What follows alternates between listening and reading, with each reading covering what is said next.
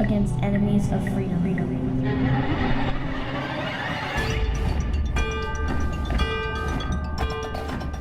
Yeah, so our show this year is entitled The Gift.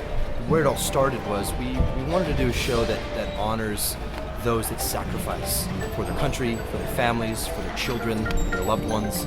So we didn't want it to be an Americana show. We didn't want it to be specific. So as we normally do, we try to create an environment that people have never actually been to before, transforming a gym into a fictitious world, so to speak. And so that's really kind of true to form with this show. Fictitious place, fictitious war. And it seems like even though it's so general and could be any war at any time, certain feelings are brought up regardless, and that's the connection we're making with the audience. We're getting comments, not oh, great show, but emotional, or it connected with me somehow. And so that's really what this is about. If you can communicate with the audience, we're trying to take away the moat. There's the stage and there's the performers and there's like a natural barrier there. We try to get across that.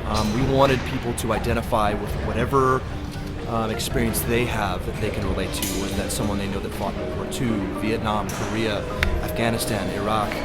So again, it's very, very open to interpretation as far as what we want the audience to draw from. But obviously some of the iconic symbols that we have on the floor, as you see, are some of the big props, the sort of anti-tank barricades that you would see in the beaches of Normandy. The flag is obviously the big symbol. Again, it's a generic flag, but in the color scheme, obviously, and using the black and yellows and the gray, we wanted the iconic symbols to pop. One of the things at RCC that we try to do is, probably our number one mission is to provide students with opportunities. We don't used to talk as much about wrong notes and right notes as how to be, how to handle your business, how to be world class.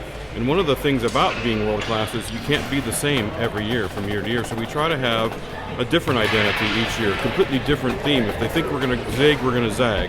And this year's one of those times. There's so many elements to it. Great staff, great kids keep showing up to try out for the group. And when it all comes together, it's really magical. So at RCC, we use exclusively Pearl and Adams instruments, as you see on the floor.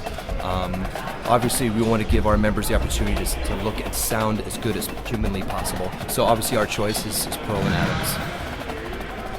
I think one of the main points that I always have to make with my administrators at the community college we're from in Southern California is it's easy to figure out the cost of all of this. But the value, that's a whole different thing.